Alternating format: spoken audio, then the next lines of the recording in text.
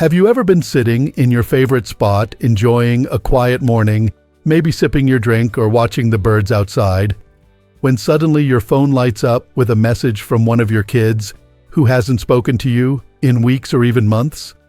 It's strange how a single vibration or a little ding can pull you right back into a place you thought you had finally climbed out of. And for a moment, your heart might jump the same way. It did years ago when they were little and needed you for everything. Except now, the feeling is different. It's heavier. It's mixed with questions you never asked for and emotions you didn't choose. If this has happened to you, you're not alone. Many people over 60 tell me the same thing. I don't hear from my kids for months, and then suddenly, out of nowhere, they text me like nothing ever happened. They disappear, they distance themselves, or maybe they walk away during a disagreement, and then suddenly they're back with a short message that stirs up every feeling you worked so hard to settle. And the hardest part is that you're not sure how to react. You're not sure if answering right away makes you look too eager or too forgiving. You're not sure if waiting to answer makes you look cold. And deep down, you wonder what their message even means. Do they want something? Are they testing the waters? Are they feeling guilty? Or are they simply bored? It's a lot to process, especially when all you want is peace at this stage of your life. You've given decades of your time, energy, sacrifice, and love. You've earned quiet. You've earned respect. And you've earned the right to protect your heart, instead of letting someone yank it around like a yo-yo. That's why learning how to stay in control, emotionally, mentally, and spiritually, when your kids suddenly reach out again, is more important than ever. This isn't about punishment or bitterness. It's about self-respect. It's about keeping your peace. It's about knowing your worth, especially after 60.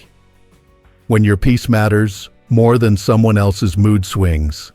Today we're going to talk about something so many people your age struggle with, but rarely speak about out loud. We're going to explore the hidden meaning behind those short, vague messages your kids send after disappearing.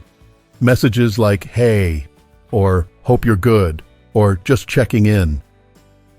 Sometimes the words look kind, but the timing feels confusing, and you deserve to understand what's actually going on beneath the surface.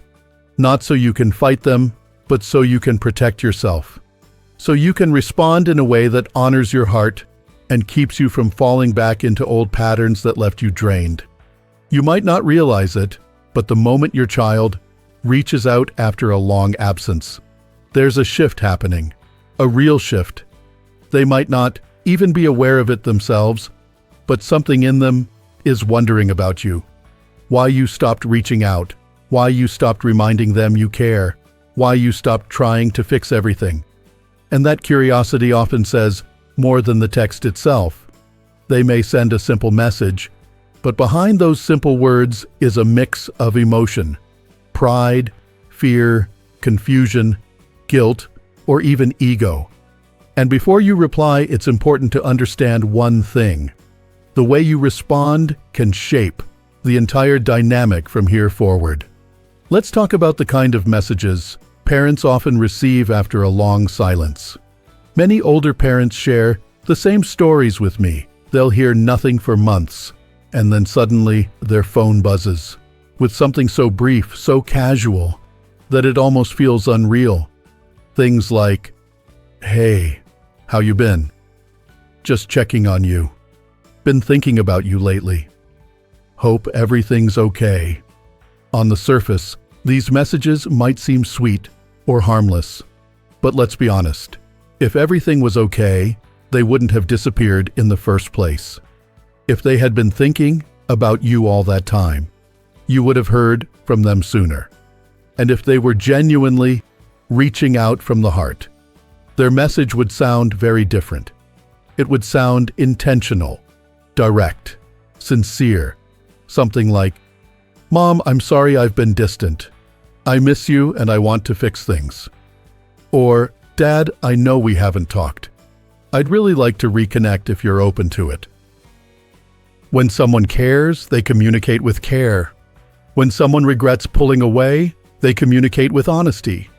When someone is ready to repair a relationship, they communicate with clarity. So what do these vague, casual messages really mean? Most of the time, they're not about love. They're not about reconnecting emotionally. They're not about healing the past. They're about curiosity.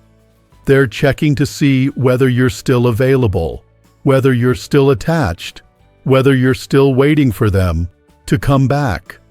It's a little emotional tap on the shoulder to see if you'll turn around quickly or calmly choose to hold your ground. It's so important to see these messages for what they really are, not for what you wish they were, not to harden your heart, but to protect the pieces of it that have already taken enough hits in your lifetime. The truth is, people, whether they're your children or not, don't always reach out from a place of genuine connection. Sometimes they reach out because silence makes them uncomfortable. Sometimes they reach out because they want reassurance that you haven't changed. And sometimes they reach out simply because it feels good to know they still have access to you. Let me tell you something powerful that has helped many parents over 60 reclaim their peace. When you stop chasing someone, you teach them what your silence feels like. And silence has a way of making people notice what they took for granted. When your kids don't hear from you, when you stop texting first, when you stop checking in constantly, they start to wonder why. That wondering isn't always love. It can be ego or guilt or worry. But either way, it means your silence is speaking louder than your words ever did. There's a saying that goes, "You have power over your mind, not over the events happening around you." And that couldn't be more true in situations like this. You can't force your children to understand you. You can't force them to reach out. You can't force them to behave the way you hoped they would when they were younger. But you can control how you respond. You can control how you carry yourself. You can control whether you give someone access to your heart or whether you keep healthy boundaries that honor your spirit. Think about this. When your child disappears, they're sending a message, intentionally or not, that you're not a priority in their life at that moment. But when you stay silent instead of chasing them, you're sending a message too. You're saying, "I love you, but I won't break myself to keep the door open for you. I won't beg for attention.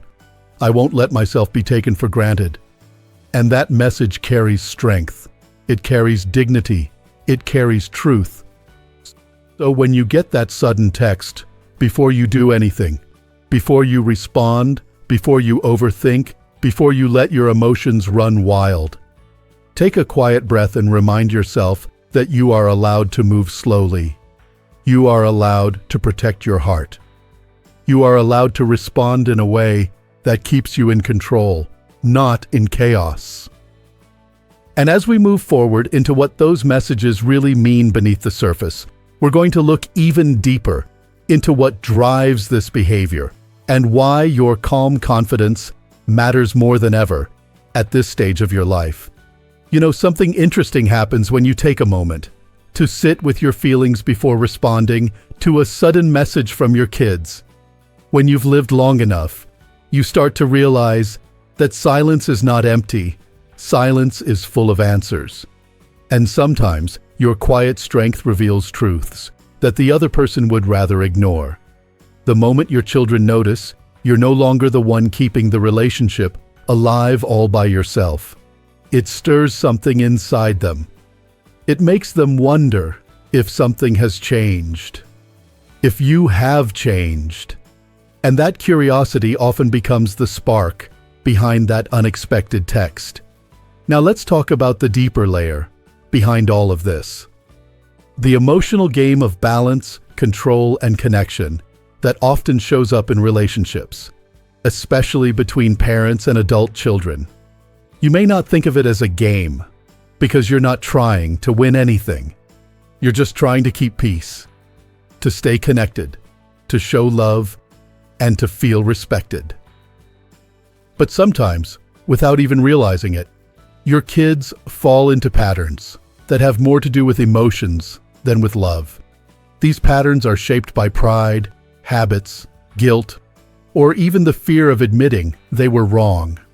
When they pull away for long periods, it's rarely simple.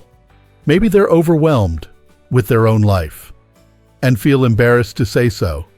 Maybe they're angry about something they never clearly expressed. Maybe they're afraid of disappointing you. Or maybe they've gotten so used to you being the one who always reaches out that they forgot how to put effort into the relationship themselves. And when you step back, when you stop sending the first message, when you stop reminding them you're there, they feel that shift. That shift is what makes them text again. And the moment they text, another emotional pattern kicks in, a subtle dance where they want to see if things are still the same. They want to know if you'll respond right away. They want to know if you'll carry the emotional weight again. They want to know if you're still the parent who fills the silence, eases the tension, and keeps everything together. They're not always doing this consciously. Many times people act out of habit, not intention, but whether they're aware of it or not. The dynamic is real. Let me give you an example. Imagine you used to text your child every few days just to check in. Maybe you'd ask if they'd eaten, or how work was, or if everything was okay with the grandkids. Over time, they got used to it. Your messages became predictable, not in a bad way, but in a comforting, familiar way. And then one day you stopped. Not because you stopped loving them, not because you were angry. You just realized you were doing all the work. You realized the effort wasn't balanced. And for once, you chose to give yourself a little space. Suddenly, weeks pass, maybe even a month. And in that silence, something shifts inside them. They start wondering why they haven't heard from you. They might not say it out loud, but the thought lingers. Are they okay? Did something happen? Did I do something wrong? Or have they moved on without me? And when those questions start rising, that's when the message comes. This isn't about manipulation, it's about human behavior. When someone who's always been constant finally becomes quiet, their silence becomes louder than words. It becomes impossible to ignore. And because your kids grew up believing you'd always be there, your silence feels unfamiliar, unsettling. They may act casual in their message, but inside they're feeling something new. This is where the emotional balance begins to shift. Not in a harsh way, not in a punishing way, but in a natural, healthy way. Because relationships, especially between parents and adult children, can only grow when both sides show up. Both sides show effort. Both sides communicate with respect. And your silence quietly teaches them that you're no longer carrying the entire weight alone. Now here's where things get interesting. The moment your child senses this change, they often begin to pay closer attention to your response than they ever did before.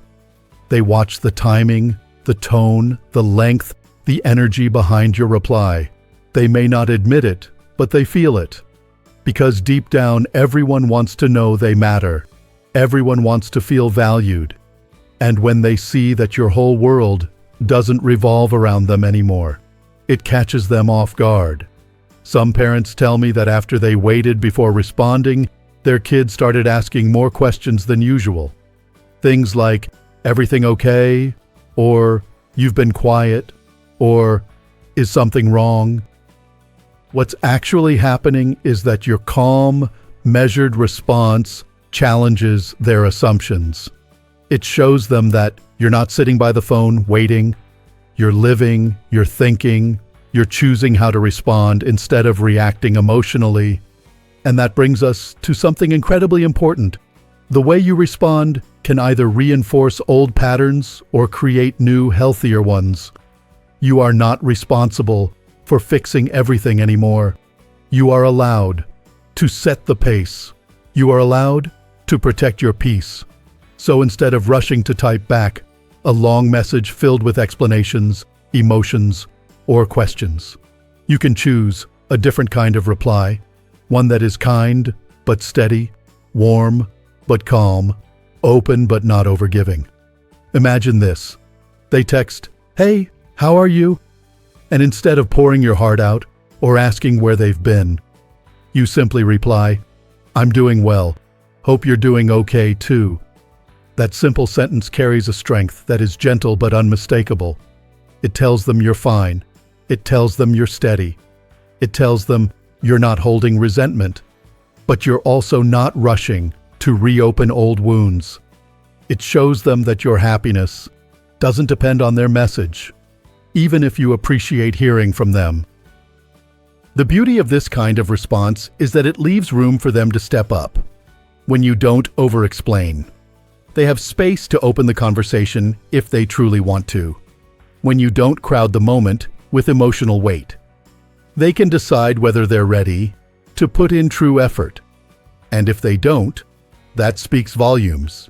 Volumes you no longer have to decode, because your heart is finally protected by your own clarity. And here's the powerful truth I want you to remember.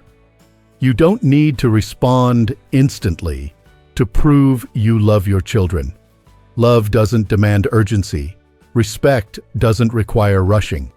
And your value as a parent was never measured by how quickly you answered a message.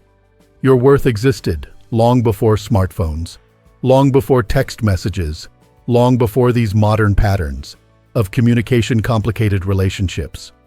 When you take your time, when you move thoughtfully, you're not playing games, you're choosing maturity, you're choosing wisdom, you're choosing peace, and that choice, especially after everything you've lived through in your 60-plus years on this earth, is something beautiful, something powerful, something you've earned. As we continue exploring this dynamic, you'll see even more clearly how your calm, steady response shapes what comes next, not just for your child, but for you. There's something profoundly freeing about realizing you don't have to rush, fix, or rescue anymore. You've spent most of your life being the strong one, the steady one, the reliable one. You held the family together through storms, arguments, hardships, and years of growing pains. And it's only natural that part of you still feels that old instinct. When your kids text you after disappearing, a part of you still wants to soften, to explain, to smooth things over. But now, at this stage of your life, peace is no longer a reward you get after caring for everyone else. Peace is something you choose, something you protect, something you cultivate every single day. And once you realize that responding calmly and slowly gives you emotional breathing room, you also realize something else. Your response doesn't just influence the moment, it influences what comes next. When people are used to you being available all the time, they respond quickly when they notice a shift. Your child might reply faster than usual. They may suddenly ask more questions. They may even sound warmer, more attentive. And that change doesn't come from nowhere. It comes from the balance you've created. When you stay in your calm, measured energy, you're sending a quiet message. I'm here, I care, but I'm not losing myself to please anyone, not even you. And the beauty of this message is that it's spoken not with harshness, but with grace. It doesn't create conflict. It doesn't push them away. It just gently reminds them that you are no longer the parent who will carry the whole relationship on your back. But here's what many older parents find surprising. When you stay steady, when you don't chase, when you don't over-explain, your kids often begin to reveal more of themselves. Not the polished version, not the guarded one, but the real one. Sometimes, after your calm response, they might mention something small going on in their life, maybe stress at work or trouble in their relationship, or concerns about their own kids. It may not sound like much, but it's a sign that your steadiness is creating space for honesty. Other times they may try to fall back into old patterns, hoping you'll take the lead like you always did. They might say, "You've been quiet," waiting to see if you'll apologize, but you don't need to. You can say something simple, something truthful, something that reflects your emotional maturity. Something like, "I've just been taking things slow lately." It's light, it's true, and it keeps you grounded without reopening old wounds. And then there are moments when they respond with even more distance, messages that feel short or uninterested. When that happens, it's important to remember this. Not every message deserves a deep emotional investment. You've lived long enough to know that some conversations go nowhere, and forcing them only drains your spirit. The beauty of staying in your power is that you no longer feel pressured to force closeness. You can engage gently without losing yourself. You can respond with warmth without begging for connection. You can participate without sacrificing your peace. Because here's the truth that many parents discover later in life. Sometimes your kids reach out not because they're ready, but because they're curious. And curiosity is not commitment. A text is not reconciliation. Silence followed by a "hey" is not healing. It's just a nudge, a tap on the door. And whether you open that door all the way or just a few inches is entirely up to you. What happens next depends on the energy you choose to stay in. When you hold your calm, your child begins to realize something they may not have noticed before. You're not standing in the same spot they left you in. You're not waiting by the phone. You're not clinging to the hope that they'll suddenly become the version of themselves you always wished for. Instead, you're living, you're choosing, you're thinking, you're building a life that doesn't revolve around anyone else's emotional storms. You're becoming a version of yourself that is deeply rooted, deeply peaceful, and deeply aware of your own worth. And something beautiful happens when you stay in that place. You start to feel lighter. You begin to understand that your role as a parent has shifted. Not ended, just shifted. You're no longer the fixer. You're no longer the rescuer. You're a guide when needed, a comfort when invited, and a source of steady love that doesn't require sacrifice of your own well-being. For some parents, staying in this peaceful position leads to healthier conversations with their kids. They notice their children putting in more effort, reaching out more consistently, or speaking with more honesty. For others, the relationship stays quiet but stable, and for some, the child may drift in and out, but you stay grounded regardless.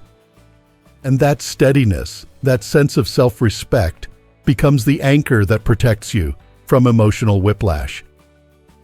What matters most is this: you are no longer giving someone else the power to shake your emotional world.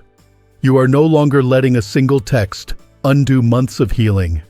You are no longer shrinking yourself for the comfort of others. You're honoring your heart. You're honoring your decades of experience. You're honoring the wisdom you earned the hard way. And as you continue living from this space, something else begins to happen, not outside, but inside you. The fear of losing, the relationship softens. The fear of disappointing your kids fades. The fear of being misunderstood becomes smaller and quieter. Because you finally understand that love does not require self-abandonment. Respect does not require urgency. Connection does not require sacrificing your peace. You begin to trust the quiet more. You begin to trust yourself more. You begin to trust that the relationships meant to grow will grow, and those that don't will still leave you whole, not broken. This is the beauty of staying in your power. It doesn't push people away. It simply filters out the noise. It shows you who is ready for real connection and who is not.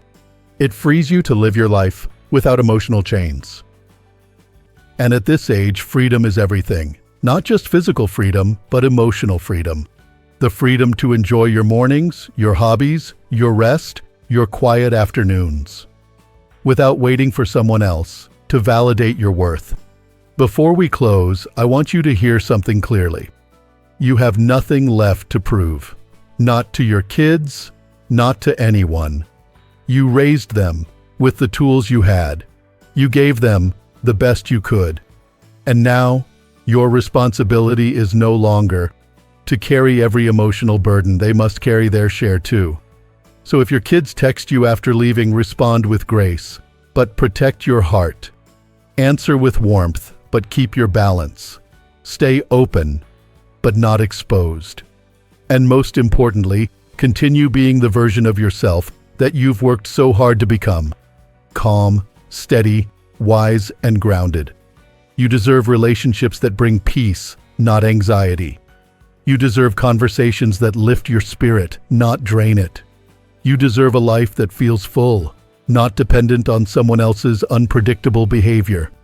And the moment you realize that, everything changes. If this message speaks to your heart, I'd love to hear your thoughts in the comments. Your stories, your experiences, your wisdom, they matter. If you found comfort or strength in this video, please give it a like, and don't forget to subscribe to Strong Elderly Life for more content created especially for you. You've lived too long and learned too much to ever feel powerless again. Here's to living your best, most peaceful, most empowered life at any age.